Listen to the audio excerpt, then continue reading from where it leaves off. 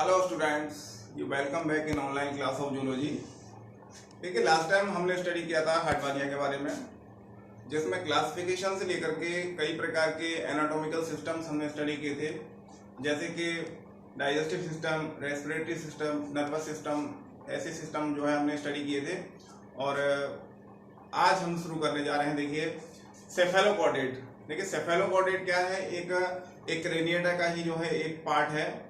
तो इसमें क्या है, देखिए, जैसा कि मैंने बताया था, जो एक्रेनिटा है वो फाइलम कॉर्डेट से ही बिलोंग करते हैं। और इसके जो टू सब फाइलम से, जैसे कि मैंने बताया, यूरोकॉर्डेट्स और सेफेलोकॉर्डेट्स। तो सेफेलोकॉर्डेटा और यूरोकॉर्डेटा ये दोनों अलग अलग फाइलम थी। यूरोकॉर्डेटा में आपने देखा हार्डमानिया, और सेफेलोकॉर्डेटा में हम देखेंगे एम्फियोक्सस यानी कि ब्रैंकियोस्टोमा। तो देखिए कैसा एनिमल होता है, कहाँ पाया जाता है, इसका क्या भौतिक लक्षण है, इसका क्या जीवन चक्र है, इसकी कंप्लीट स्टडी जो है आज हम देखेंगे। चलिए शुरू करते हैं।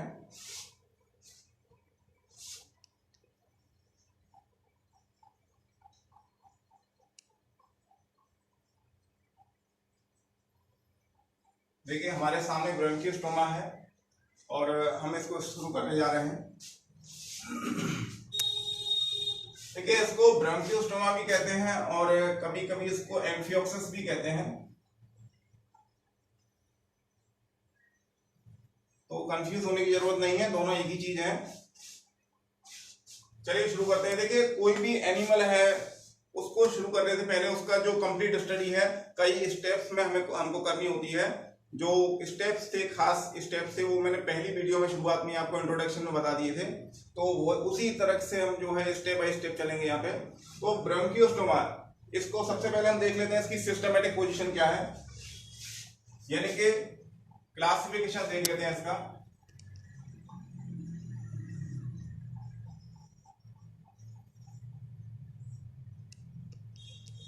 देखिए, क्लासिफिकेशन में हम देखेंगे ये कहां से बिलोंग करता है। देखिए,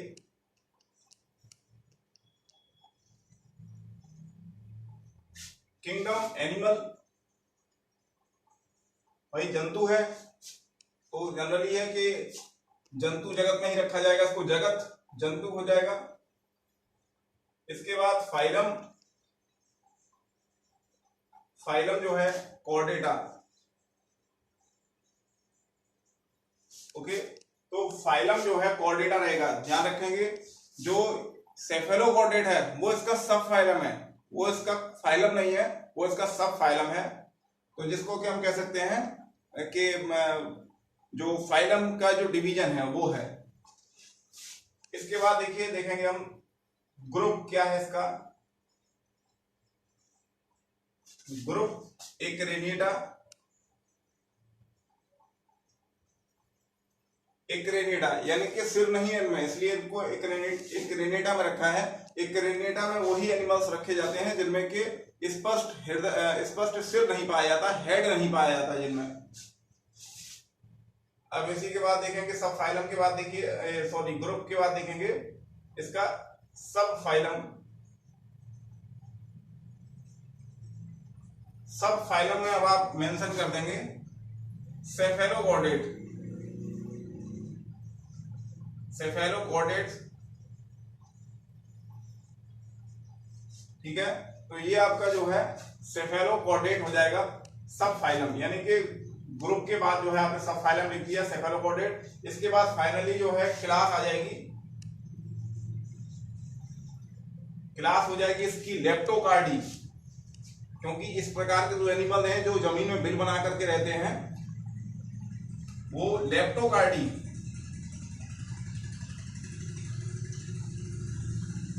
लेप्टोकार्डी क्लास में जो है डिवाइड किए जाते हैं, वर्गीकृत किए जाते हैं।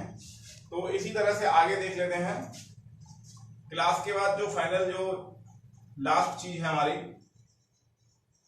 जीनस। जीनस, भाई जो एनिमल है वही जीनस हो जाएगा।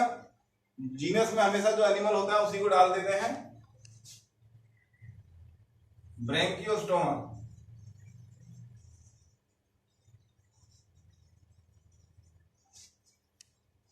तो वंश जो है, देखिए जीनस क्या है, हमारा वंश है। तो किंगडम यानी कि जगत, फाइलम यानी कि संघ है। किंगडम क्या हो गया हमारा, ये हमारा जो है जगत है। इसके बाद फाइलम को क्या कहेंगे, संघ है। और ग्रुप समूह। इसके बाद सब फाइलम क्या है, उपसंघ। और क्लास यानी कि वर्ग है। और वर्ग के बाद में जो जीनस है इसको क्या कहेंगे हम, वंश है। और इसके बाद में जाति आ जाती है। वैसे जरूरत तो नहीं होती क्योंकि ज्यादा जाति नहीं है इसमें। स्पीसीज। तो इस प्रकार से जो है ये सीक्वेंस है, इसका सीक्वेंस में आप इसको स्टडी कर सकते हैं। तो देखिए मैंने हिंदी में इसलिए बता दिया जैसे कि कुछ स्टूडेंट को क्या है कि इंग्लिश में जो है काफी डिफिकल्टी होती है, तो इसलिए हिंदी में भी बता दिया है मैंने, हिंदी में बोल के बता दिया है और इंग्लिश में लिख दिया है। ठीक है, तो जाहिर सी बात है कि वीडियो को पॉज करके आप लोग जो है देख सकते हैं, समझ सकते हैं। तो जाति कौन सी हो जाएगी, देखिए जाति जो है जनरली जो स्टडी की जाती है वो इंडिकम हम उसको कहते हैं। तो जाति कौन सी हो जाएगी यहाँ,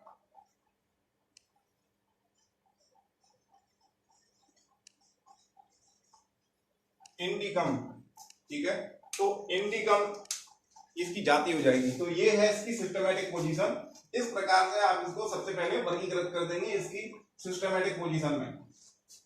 देखिए थ्योरी हो या प्रैक्टिकल हो, कुछ भी हो, किसी भी वे में आप जब स्टडी करते हैं किसी भी एनिमल की, तो सबसे पहले उसको एक परिचय के तौर पे उसको आपको सिस्टमैटिक पोजीशन में रखना पड़ता है, उसका वर्गीकरण बताना पड़ता है, जिससे कि ये क्लियर हो सके कि हम किस एनिमल की स्टडी कर रहे हैं, कौन से जंतु के बारे में हम पढ़ रहे हैं और उसका बैकग्राउंड क्या है, कहाँ से बिलोंग करता है, कैसा जंतु है वो। ठीक है, तो जनरल सी बात यह है कि अगर आप क्लासिफिकेशन बता देते हैं तो बहुत कुछ अपने आप ही रिप्रेजेंट हो जाता है, बहुत कुछ अपने आप मालूम पड़ जाता है। तो एग्जामिनर के सामने अगर जो है क्लासिफिकेशन मौजूद है तो वो बहुत कुछ उससे पता पड़ जाता है कि कौन सा एनिमल के बारे में ये चर्चा हो रही है। तो आगे की स्टडी क्या है सरलता पूर्वक आपको समझ में आएगी और इजीली उसको अंडरस्टैंड कर सकते हैं। चलिए आगे बात कर लेते हैं इसके हैबिट और हैबिटेट्स के बारे में।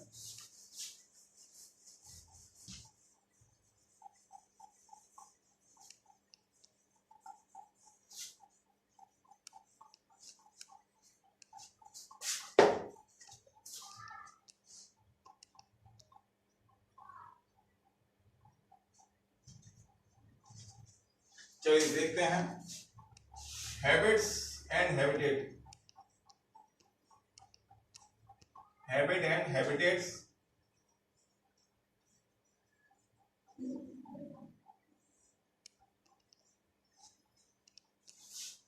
देखिए हैबिट और हैबिटेट यानी कि प्रकृति एवं आवास। जंतु का जो प्रकृति एवं आवास है वो कैसा है, कहाँ पाया जाता है, इसके स्वभाव कैसा है, वो सारी चीजें हम देखेंगे।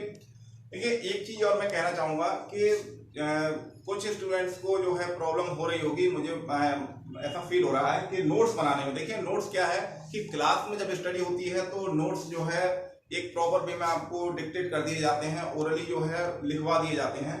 लेकिन यहाँ क्या है कि हम लेक्चर प्रोवाइड कर रहे हैं और लेक्चर के बाद आपको नोट्स अपने आप तैयार करने होंगे। तो नोट्स तैयार करना कोई बड़ी बात नहीं है, तरीका वही है जो मैंने पहले बताया था। देखिए हर टॉपिक को, हर कंसेप्ट को स्टेप बाय स्टेप हम यहाँ लेके चल रहे हैं। तो ऐसा नहीं है कि एक एक सीढ़ी करके ना चले, हम सीढ़ी बाय सीढ़ी चल रहे हैं, एक एक सीढ़ी करके चल रहे हैं। तो आप लोग जो है एक एक पॉइंट को जो यहाँ बताया जाएगा उस पॉइंट को जो है समझ करके अपनी लैंग्वेज में पैराग्राफ बना के लिख सकते हैं या उसको एज इट इज पॉइंट में भी लिख सकते हैं। ठीक है, तो इस तरह से नोट्स आप अपना तैयार कर सकते हैं। चलिए देखते हैं हैबिट और हैबिटेट्स। देखिए सबसे पहली बात जो है हैबिट और हैबिटेट्स हम देखेंगे। This animal is found in, this animal is found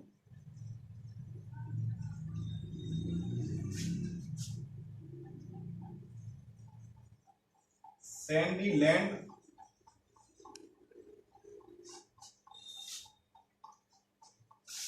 near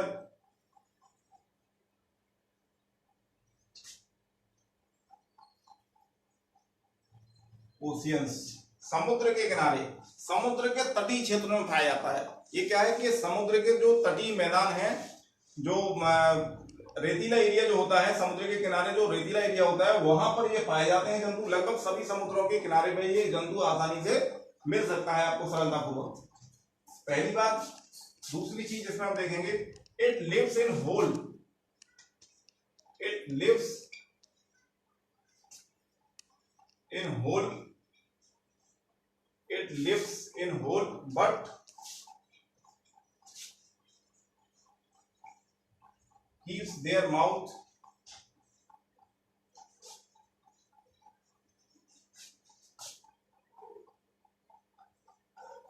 outside, it lives in hole but keeps their mouth outside। एक होल बना करके, बिल बना करके रहता है, बिलकारी जंतु है। इसको हिंदी में आप लिखना चाहे तो लिख सकते हैं कि ब्रोंकियोस्टोमा क्या है, एक बिलकारी जंतु है जो कि बिल बना करके रहता है किंतु अपना मुख जो है बाहर निकाले रखता है। इसके बाद आप देखेंगे, sometime it swim in water,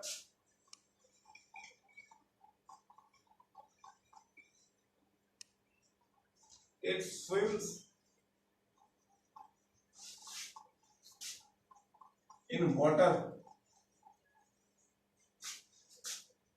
in search of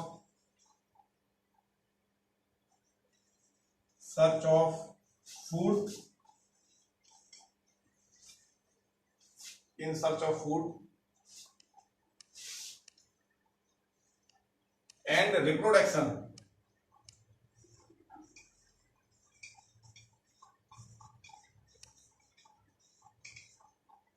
in search of food and reproduction. तो जन्म के लिए और अपने भोजन के लिए क्या है, कभी कभी जल की सतह पर भी आता है, समुद्र के किनारे तो रहता ही है, लेकिन कभी कभी क्या है कि भोजन की तलाश में समुद्र के भीतर भी आता है, समुद्र के पानी में आता है और भोजन को तलाशता है और उसकी तलाश में जो है इधर उधर घूमता है। एक्चुअल में होता क्या है कि फिल्टर फीडर है, ये फिल्टर फीडर है, तो अपने जो सीलियरी अपार्चस जो है उनके माध्यम से भोजन को ओरल हुड में ग्रहण कर लेता है अपना। अभी इसका बताएंगे मॉर्फोलॉजी में, इसका जो शरीर कैसा होता है वो बताएंगे। तो इस तरह से भोजन और जनन के लिए ये कभी कभी समुद्र में भी आता है, पानी में भी आता है। इसके बाद देखेंगे, इट इंजेस्ट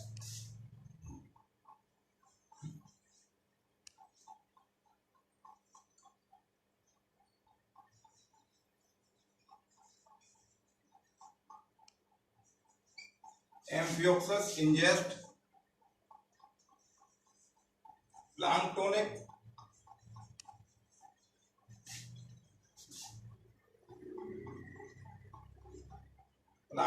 like microorganisms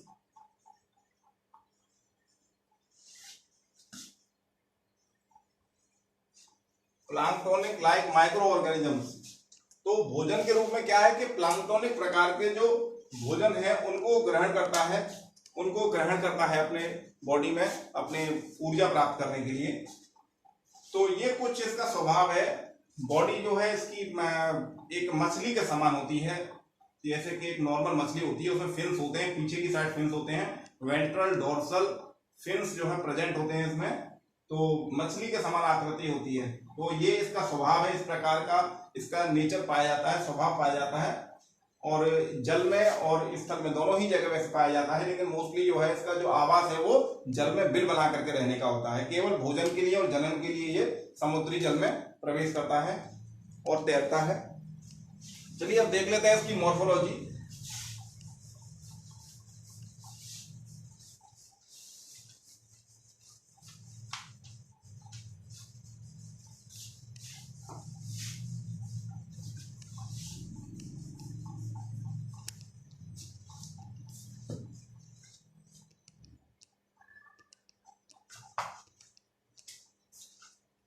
चलिए देख लेते हैं मॉर्फोलॉजी किस प्रकार की है।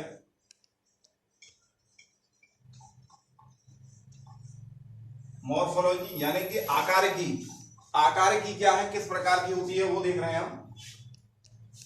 तो इसमें मॉर्फोलॉजी में सबसे पहले आप देख लेंगे,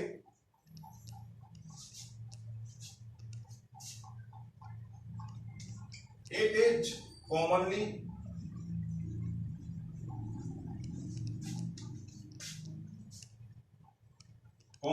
called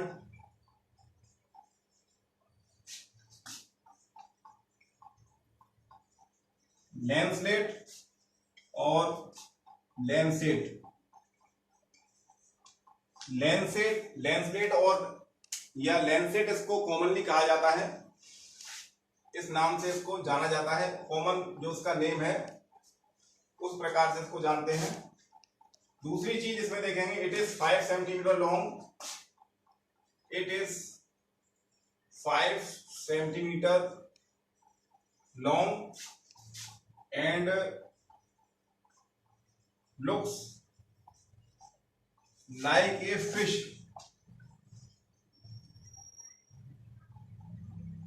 looks like a fish, एक मछली की तरह से दिखाई देता है। थोड़ा मार्कर हल्का चल रहा है बट थोड़ा गौर से देखिए, दिखाई दे जाएगा।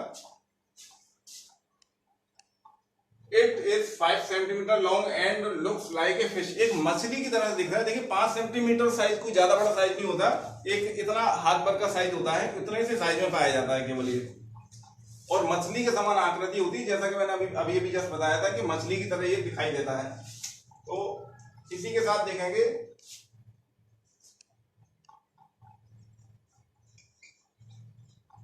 Mouth.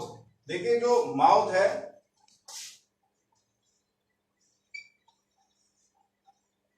Located on ventral surface, located on ventral surface,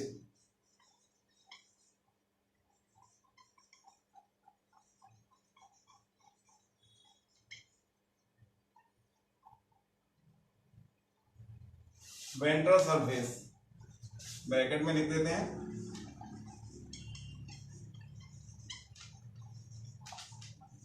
anterior, तो अग्र भाग में क्या है, ये एक अधर सतह पर इसका मुख होता है। देखिए जो मुख होता है, वैसे तो जो भी एनिमल्स हैं, जो मेरीन एनिमल्स जितने भी हैं सेफलोपोडेट्स में, सभी का एंटीरियर ही साइड में माउथ होता है। तो इसका माउथ क्या है कि वेंट्रल सरफेस पे होता है, अधर सतह पर होता है। ऊपर की साइड में क्या देखेंगे आप, ओरल हुड प्रेजेंट होता है, एक फूली हुई संरचना होती है, एक एक्सपेंडेड स्ट्रक्चर होता है। और इसी के साथ देखेंगे dorsal casual,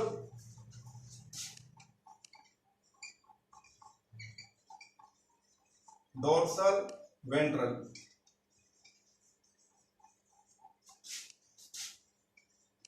and caudal fins are present. dorsal ventral and caudal fins are present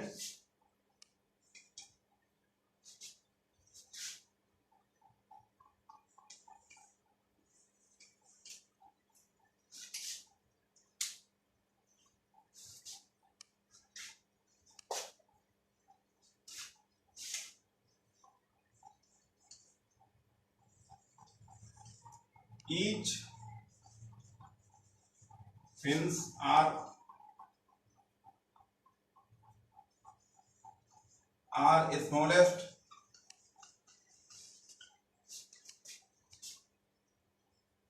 smallest and attached to each other।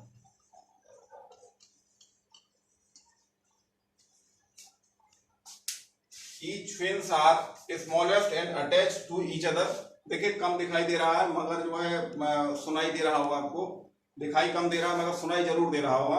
तो each fins are smallest and attached to each other, जो fins हैं वो आपस में छोटे जरूर हैं, छोटे होते हैं और एक दूसरे से सटे हुए होते हैं, अटैच्ड होते हैं। तो इस तरीके का स्ट्रक्चर जो है एक मछली के रूप में आपको देखने को मिलेगा। ऐसा मालूम पड़ेगा देखने में जैसे कि कोई छोटी सी मछली जैसे है, तो मछली की तरह से आपको दिखाई देगा ये। तो इस तरीके का देख सकते हैं, इसका जो बॉडी का मॉर्फोलॉजी है, आकारिकी इस प्रकार की है। इसी के साथ एक चीज और देखेंगे, oral hood is surrounded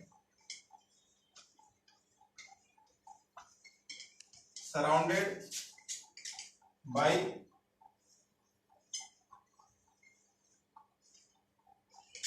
oral cirri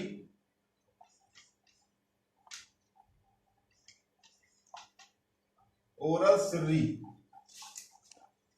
जो ओरल हुड है यानी कि जो मुख है, मुख के ऊपर वाली जो संरचना है, जो जिसको कि ओरल हुड बोल रहे हैं। माउथ देखिए अदर सतह पर माउथ है और माउथ के ऊपर क्या है, ओरल हुड है। और ओरल हुड के ऊपर जो एक गांठ जैसी संरचना जो दिखाई दे रही है देखिए आपको, वो संरचना क्या होती है, ओरल सिर्री जिसको हम बोलते हैं, जो कि एक्सपेंडेबल होती है, संकुचनशील होती है, फूल जाती है, सिकुड़ जाती है। तो उस प्रकार का स्ट्रक्चर जो है उसको भोजन ग्रहण करने में सहायता देता है। तो इस संरचना के माध्यम से क्या है, ये भोजन ग्रहण करता है। तो इस तरीके की आकारिकी आपको देखने को मिलेगी इसमें। चलिए अब देखते हैं इसका जो एनाटॉमी है।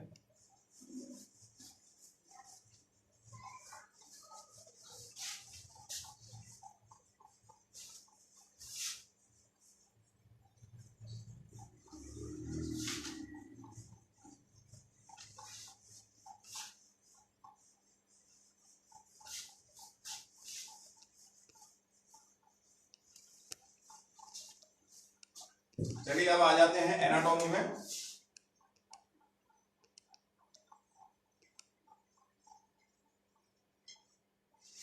एनाटॉमी में देख लेते हैं सिस्टम्स आपको स्टडी करने हैं। जो डाइजेस्टिव सिस्टम है,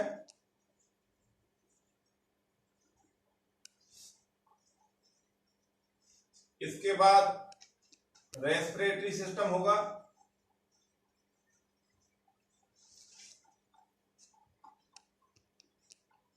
और इसके बाद नर्वस सिस्टम होगा। तो इसी प्रकार से नर्वस सिस्टम होगा, और उसके बाद जो है रिप्रोडक्टिव सिस्टम नहीं है। देखिए बताना चाहूंगा कि रिप्रोडक्टिव सिस्टम आपके में नहीं होगा, क्योंकि हार्डमानिया हो या ये जो एम्फियोप्सिस है, इन दोनों ही एनिमल्स में आपका रिप्रोडक्टिव सिस्टम नहीं है सिलेबस में। जो राजस्थान यूनिवर्सिटी के जो स्टूडेंट्स हैं उनको ये नहीं करना है, जो डेवलपमेंट है वो नहीं करना है। इसके अलावा जो अदर यूनिवर्सिटी, ब्रज यूनिवर्सिटी या यूपी की जो स्टेट यूनिवर्सिटी हैं, उनमें ये सिलेबस दिया गया है, उनको जो है करना होगा। ठीक है, फिलहाल आप लोगों को नहीं करना है। तो ये सिस्टम्स, इसके जो है सभी सिस्टम्स यहाँ पर एनाटॉमी में आएंगे। तो सबसे पहले डाइजेस्टिव सिस्टम को देखिए, शुरू करते हैं हम डाइजेस्टिव सिस्टम को।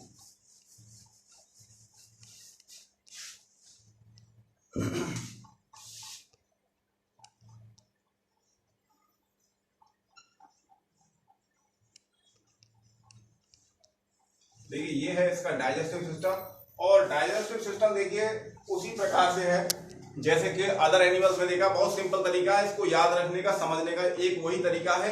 आहार नाल में देखिए हायर एनिमल्स में एलिमेंट्री कैनाल और डाइजेस्टिव ग्लैंड्स में इसको डिवाइड किया जाता है। तो it is divided into two parts. सबसे पहले आप देखेंगे एलिमेंट्री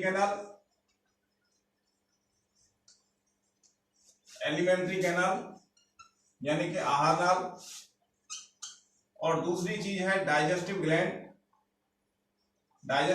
इसमें जो एक ही डाइजेस्टिव ग्लैंड है जिसको हम हेपेटिक सीकम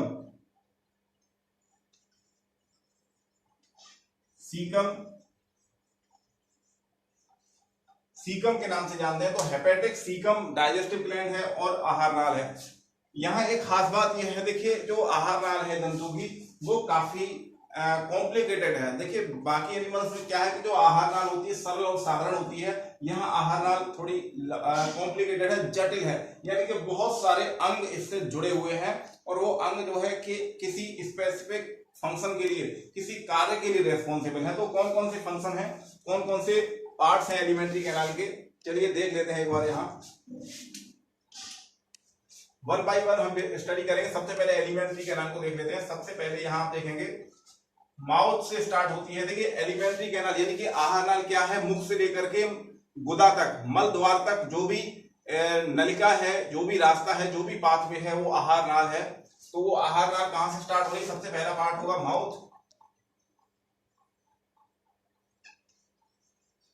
माउथ, और इसके बाद सेकंड चीज जो होगी वो है ओरल हुड,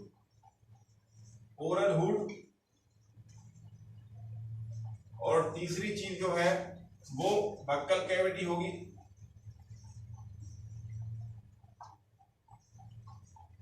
और इसके बाद नेक्स्ट जो है बक्कल कैविटी के बाद है व्हील ऑर्गन्स।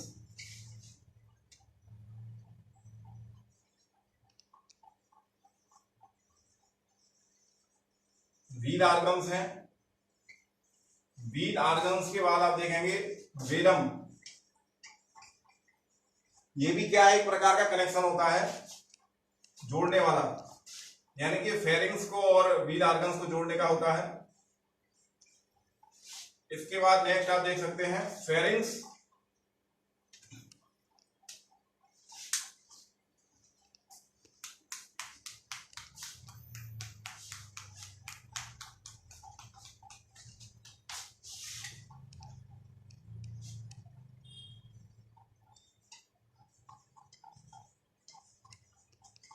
देखिए इसके बाद क्या है, फेरिंग्स हैं।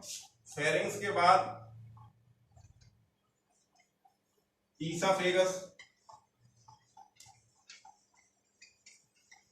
ईसाफेगस है और ईसाफेगस के बाद आप देखेंगे फाइनली जो है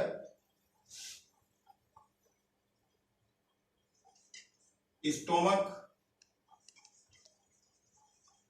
स्टोमक, इंटेस्टाइन और लास्ट में जो है क्या है, एनस। तो इस तरह से ये पार्ट्स हैं। देखिए थोड़ा दिखाई कम दे रहा होगा, मैं इस बात को समझ रहा हूँ। मार्कर थोड़ा सडनली खत्म हो गया है, मार्कर 3 खत्म हो गई है, लेकिन मेरी बात सुनाई दे रही होगी आप लोगों को, सुनाई स्पष्ट दे रही है। तो सबसे पहले देखिए माउथ है, ओरल हुड है, इसके बाद फिर इसके बाद बक्कल कैविटी। माउथ यानी कि जो मुख है, मुख के बाद ओरल हुड है, बक्कल कैविटी है, इसके बाद यानी कि मुख गुहा जिसको बोलते हैं। मुख गुहा के बाद आहार नाल में ही एक व्हील ऑर्गन प्रेजेंट है, जो कि मतलब क्या है कि भोजन को कैप्चर करता है और एक फूली हुई एक्सपेंडेबल एक संरचना होती है, वहां उसको कुछ देर के लिए रखता है और फिर आगे बढ़ाता है। वेलम, वेलम है। वेलम के बाद जो है, वेलम एक जंक्शन प्रकार का है, जंक्शन संयोजन प्रकार का होता है। फेरिंग्स है। फेरिंग्स के बाद वही जो नॉर्मल चीज है सभी में जो होती है, ईसाफेगस। ईसाफेगस के बाद ईसाफेगस मीन्स जो है भोजनली, भोजनली जिसको कहते हैं हम, तो भोजन की जो नली है वो ईसाफेगस है। और इसके बाद स्टोमक है, आमाशय है, इंटेस्टाइन यानी कि आंत्र है इसकी। आंत्र के बाद अंतिम भाग जो है वो इसका एनस यानी कि जो मल द्वार जिसको हम बोलते हैं, मल द्वार यानी कि गुदा भी कहते हैं। तो इस तरह से ये सभी पार्ट्स इसके आहार नाल में सम्मिलित हैं। और आहार नाल के जो देखेंगे, जो हेपेटिक सीकम जो है, ये आपके स्टोमक और इंटेस्टाइन, स्टोमक और इंटेस्टाइन में यहां पर प्रेजेंट होती है दोनों तरफ। इसको कवर किए, स्टोमक इंटेस्टाइन के दोनों तरफ जो है प्रेजेंट होती है जो ग्रंथि, जो पाचन ग्रंथि है, इसमें हेपेटिक सीकम प्रेजेंट होती है। हेपेटिक सीकम, ठीक है, हेपेटिक सीकम है। इस पाचन ग्रंथि का नाम है हेपेटिक सीकम। ठीक है, बाकी एनिमल्स में आपने देखा था हेपेटिक पैंक्रियाज होता था, यकृत आग्नाशय है, लेकिन यहाँ पर हेपेटिक सीकम इसको कहा जा रहा है क्योंकि इसका फंक्शन कुछ यहाँ डिफरेंट होगा। तो इस तरह से हमने देखा कि ये सभी डाइजेस्टिव सिस्टम्स के पार्ट हैं। अब वन बाय वन हम उनको जो है स्टडी करेंगे।